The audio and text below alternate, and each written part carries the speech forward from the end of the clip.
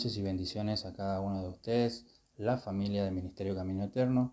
Sean todos bienvenidos en este lugar donde estamos comprometidos con la verdad. Estamos comprometidos con la doctrina de nuestro Señor Jesucristo a enseñarla. Y por eso nace este live respondiendo preguntas. El día de hoy hemos recibido 2 preguntas que nos parecen muy interesantes y que debemos responderlo.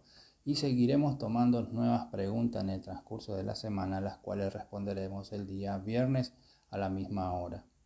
Así que sin más preámbulo, vayamos a la pregunta número 1 que hemos recibido, y es acerca del bautismo en agua. Si el bautismo en agua salva, tiene poder de salvación. Bueno, el bautismo en agua no salva. Esta es la respuesta más corta que te puedo dar. Solo salva a Jesucristo por medio de la fe en Él. El bautismo es la respuesta de una persona, que ya tiene la salvación, ¿sí? Es la señal de obediencia que tiene esa persona y que cree en Jesucristo y por lo tanto decide bautizarse en agua. Así que la salvación es por medio de la fe en Cristo Jesús. Y el bautismo de agua es el reconocimiento público de mi obediencia al mandato de Jesucristo. ¿Sí? Podemos ver, por ejemplo, en Efesios capítulo 2, versículos 8 y 9, porque por gracia sois salvos por medio de la fe. Dice por gracia, no dice por bautismo en agua. También podemos ver en la historia de Hechos de los Apóstoles en el capítulo 10, verso 44 al 48, donde nos enseña y nos muestra que Cornelio y su familia recibieron el Espíritu Santo mucho antes de ser bautizados en agua. Entonces, ¿aquí qué sucedió? Para aquellos que dicen que el bautismo en agua es necesario para salvación, ¿qué sucedió con Cornelio y su familia? Ellos fueron bautizados con el Espíritu Santo mucho antes de bautizarse en las aguas. Lo mismo sucedió con el apóstol Pablo. Recuerden que él estaba ciego. Luego llega el hombre enviado por Dios para que ore por él, reciba la sanidad y en ese momento recibe el Espíritu Santo. Luego él va y se bautiza. Entonces podemos ver que la salvación no es por el agua, por ese ritual, sino es por ser llenos o recibir al Espíritu Santo. ¿De acuerdo? Entonces, es un error pensar, como muchos piensan, que si no hay bautismo en agua, la persona no es salva. O también es un error, el otro extremo, que el bautismo de agua salva y muchas personas se pueden ir a sumergir en el agua sin tener la fe verdadera y no es salva. Los que nos hace salvos e hijos de Dios, herederos, coherederos con Cristo, es el bautismo del Espíritu Santo. ¿Sí? Y muchos me dirán entonces, ¿y qué sucede con Marcos 16:16?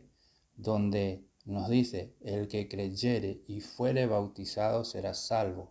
¿Ya ve? Ahí dice, si es bautizado será salvo. Si no es bautizado, no es salvo. Bueno, hay que hacer una corrección porque muchos leen sin entender. La comprensión lectora les falta. Y es que aquí la condenación no está en no bautizarse. La condenación está en no creer. Dice, el que creyere y fuere bautizado será salvo. El que cree en Jesucristo recibe al Espíritu Santo y por el hecho de creer en el Señor Jesucristo va y hace lo que debe de hacer, bautizarse en agua. Nadie puede obedecer si primero no cree. Eso sería la conclusión más sencilla para que puedas entender. Así que la condenación no está en la falta del bautismo, sino está en la falta de fe, en la falta de creer. Eso es lo que indica Marcos 16:16. Así que no se dejen engañar. La condenación entonces es la falta de fe en Cristo Jesús. Ahora bien, el bautismo es un mandato del Señor. Eso es una realidad. Pero Él no le dio poder de salvación al bautismo en agua. ¿Vamos entendiendo? Él no dio bautismo. Todos los pasajes de salvación que hemos leído y otros tantos que no hemos podido leer por el tiempo, dice claramente que cuando recibimos al Espíritu Santo somos salvos. ¿Por qué? Porque el Espíritu Santo es el sello que Dios da a sus hijos. Entiéndase bien, a sus hijos. Así que no es por medio de agua. Si alguien muere sin ser bautizado en agua, pero recibe el Espíritu Santo, como aconteció con Cordelio y su familia, es más que suficiente. Yo te hago una pregunta. Tú puedes llevar un mensaje de salvación a una persona que está en un hospital, semanas después muere, pero creyó en el mensaje de salvación, creyó en Jesucristo y se arrepintió de sus pecados, entendiendo que necesita de nuestro Señor para salvación. Pero no pudo bautizarse debido a su situación. ¿Acaso va a perder su salvación? ¿Acaso el Señor lo va a rechazar porque no pasó por las aguas? Son preguntas a contestar. La respuesta es obvia. La persona, si creyó de todo corazón, Dios lo acepta. Porque cualquiera que no negare al Hijo, es decir, a Jesucristo, el Padre no lo negará. Esa es la realidad. Así que esta es la respuesta a la primera pregunta. El bautismo de agua no salva, si bien es un mandato de nuestro Señor Jesucristo, pero no tiene poder de salvación, ¿sí? No hay que darle poder a las cosas que no las tiene. El único que puede salvar es Jesucristo, y esto es a través de nuestra fe en Él. La segunda pregunta que me hicieron el día de hoy es si cuando esta persona partiera a la presencia del Señor, él tiene el temor de que le acontezca lo que dice en la palabra: nunca os conocí apartados de mí, hacedor de maldad. Y es una pregunta lógica, tiene peso doctrinal. Aparentemente esta persona tiene miedo de no estar haciendo bien las cosas delante de Dios, y que su temor es estar en la presencia del mismo Dios y que le diga, en lugar de decir bienvenido, le diga: apártate de mí, no te conozco. Bien, para poder responderte, el solo hecho de que tengas este temor, ¿sí?, y estas palabras confronten tu vida, demuestran que tú tienes al Espíritu Santo de Dios. Porque una persona natural, carnal, no va a reflexionar sinceramente si está haciendo bien las cosas delante de Dios. No se va a poner a reflexionar si en aquel día el Señor lo aceptaría o no. No tendrían dudas. Es decir, que si tú estás reflexionando en tu interior, eso significa que el Espíritu Santo está en ti. Y por tanto, como hemos hablado anteriormente, eres salvo, eres un hijo de Dios. ¿Por qué? Porque es el Espíritu Santo el que trae convicción de pecado. Es el Espíritu Santo que conmueve tu corazón a hacerte ciertas preguntas cuando estás realizando alguna tarea que tal vez no sea propia de un cristiano, ¿sí? Por ejemplo, el chisme a Dios no le agrada. Si el Espíritu Santo te está incomodando a que eso está mal, y tú estás pensando y pensando: ¿qué hice? Soy un chismoso, no le agrada a Dios, entonces seguramente yo no soy un hijo de Dios. El hacerte esas preguntas claramente está diciendo que tú eres un hijo de Dios y que el Espíritu Santo te está intentando enseñar, te está intentando abrir el entendimiento para que te des cuenta de lo que estás haciendo está mal. Porque si no tuvieras al Consolador, no te harías esas preguntas. Serías un chismoso y ya. Y como muchos por ahí dicen, el Señor me conoce, el Señor me entiende, Él me conoce mis debilidades. Y se van a dormir tranquilamente.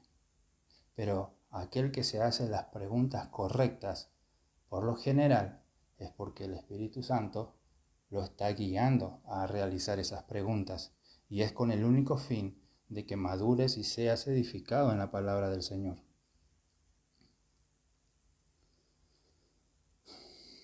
En 2 Corintios, capítulo 13 y 5, Pablo nos enseña que debemos examinar nuestras vidas, ¿sí?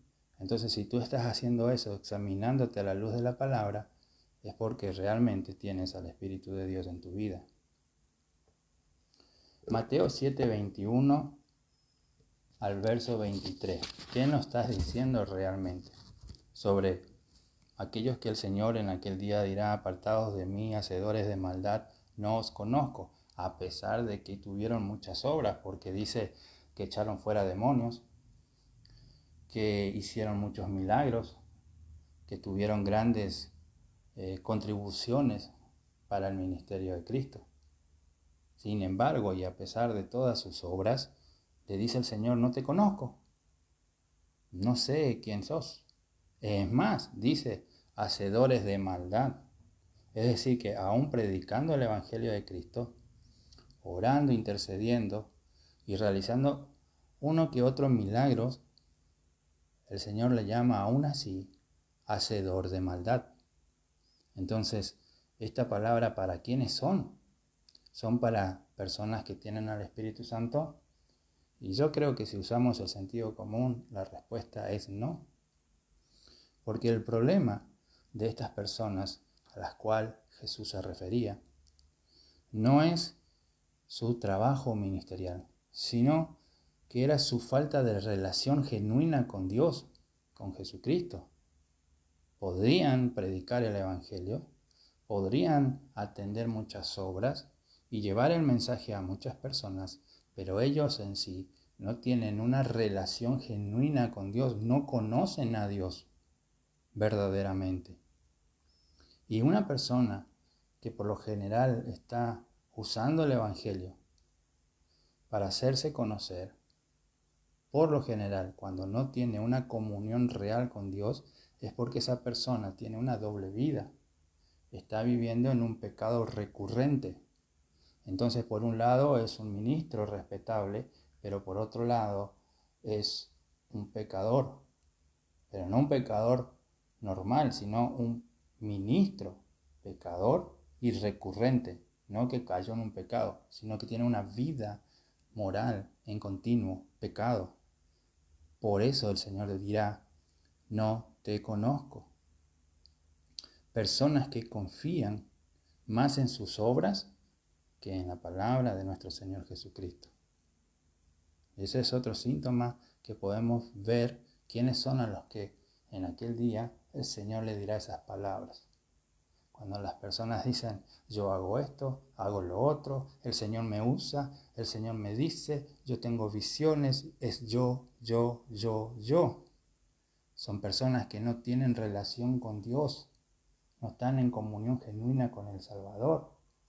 Es su ego personal el que lo lleva a hacer todas las cosas que hace. Y son esas las que no van a entrar en el reino de Dios. Ahora dirán muchos: bueno, pero ¿y los milagros? ¿Y las grandes obras? ¿Y las manifestaciones de poder? Si el Señor dice que, o dirá en aquel día: no los conozco, hacedor de maldad, ¿por qué había milagros? Porque el Señor respalda su palabra. Su palabra. ¿Puede un falso ministro de casualidad en una noche entregar un mensaje coherente, correcto teológicamente, y ese mensaje, esa palabra que está en las Escrituras son vivas y eficaz? Y Dios respalda su palabra a pesar del ministro, a pesar de la persona que la está dando. Él respalda su palabra, y a eso le agregamos la fe del oyente. Entonces hace con que la misericordia, por misericordia de Dios, surja un milagro, ¿sí? Pero ese milagro no significa que ese ministro que esté ahí al frente, Dios lo conozca. ¿Me explico? Por eso dice: apartados de mí, hacedor de maldad. El milagro no lo hiciste tú, el milagro lo hizo Dios, por misericordia y por respaldar su palabra que es viva y verdadera, pero no por respaldar a un falso ministro. Y eso es lo que hoy en día muchos no comprenden y se confunden y dicen, no, porque tiene muchos milagros, tiene mucho poder de Dios, debe ser un ministro de Dios. Y la verdad es que si enseña una doctrina errada, distorsionada, un evangelio diferente, por muchos milagros que haya en ese lugar, el Señor ya lo dijo, no lo conocerá. Así que a eso se refería ese pasaje. No a cristianos que tienen al Espíritu Santo, temor de Dios y que quieren hacer su vida y que en su vida quieren agradar a Dios. No se refiere a esas personas, sino se refieren a falsos cristianos, ¿sí? Personas que fingen seguir a Cristo, utilizan su palabra para hacer ciertas obras y ciertos milagros, pero no son conocidos por Dios. Triste, ¿verdad? Muy triste. En cuanto a ti, amigo mío, hermano querido, que tienes estas preguntas y reconoces tus debilidades, no te preocupes.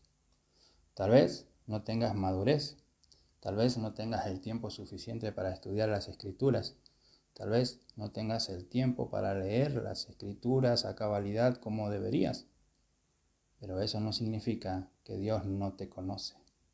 A diferencia de estos falsos que Dios dirá no los conozco, el Señor a ti sí te conoce.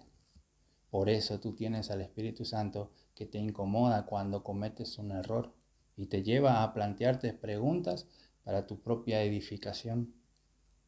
En 1 de Juan, capítulo 1, verso 9, dice, si confesamos nuestros pecados, Él es fiel para perdonar. Si has cometido un error, si crees que en algo has fallado, tienes a Jesucristo. Pídele perdón y vuelve a empezar. Filipenses capítulo 1, verso 6 dice, el que comenzó en vosotros la buena obra, Él la perfeccionará. Así que no por el hecho de recibir a Cristo en nuestros corazones el día de hoy, ya amaneceremos mañanas en completa perfección y maduros espiritualmente, sino que día con día vamos trabajando. Día con día vamos aprendiendo la palabra del Señor y cambiando nuestro carácter, nuestro vocabulario y nuestra manera de actuar con los demás. Y todo esto lo lograremos con la ayuda y el poder del Espíritu Santo. Él va a perfeccionar la obra que empezó en ti y en mí. Así que no te preocupes. Estaremos batallando contra la carne todos los días de nuestras vidas. Incluso el apóstol Pablo, él tuvo que batallar con su carne. Pero nosotros, ¿acaso no lo vamos a hacer? ¿Somos mejores que el apóstol Pablo? Claro que no. Pero si estudiamos las Escrituras, oramos al Señor y pedimos sabiduría al Espíritu Santo todos los días, créeme, pronto vas a madurar. Así que quédate tranquilo, mi hermano. Tú eres un hijo de Dios. Por eso el Espíritu Santo te inquieta.